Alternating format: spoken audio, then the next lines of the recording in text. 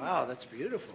At the White House, there was no sense of the international uproar that's been caused by Donald Trump's forthcoming speech announcing the U.S.'s recognition of Jerusalem as Israel's capital. This was a campaign promise to key Trump financial donors like Las Vegas casino magnate Sheldon Adelson and his core right-wing evangelical base, whom the president needs now more than ever as his popularity ratings plummet. Throughout the day, the president briefed regional leaders, which led to this question at the State Department briefing. I'm wondering if you can say that he's gotten the support of anyone for any decision that he might make. So, again, I'm not going to characterize those conversations. Minutes later, the White House press secretary was similarly coy about the decision. I'm not going to get ahead of the president's remarks that he'll make tomorrow. It's safe to say, other than Israel, which thinks that this move is 22 years overdue, that all of the feedback that he's been getting from world leaders is overwhelmingly negative about this idea. No, again, he spoke with 5 leaders. That's hardly indicative of everybody across the globe. Mr. President. The 5th leader the president called was the Israeli Prime Minister Benjamin Netanyahu.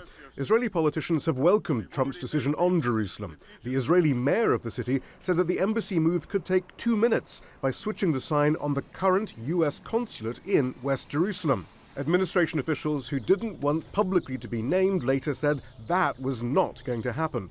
Moreover, building a new embassy would take at least 3 to 4 years. To the question of whether that means this decision could be reversed if President Trump doesn't stay on for a second term, the officials insisted once the process of planning a new embassy begins, it would reach its conclusion.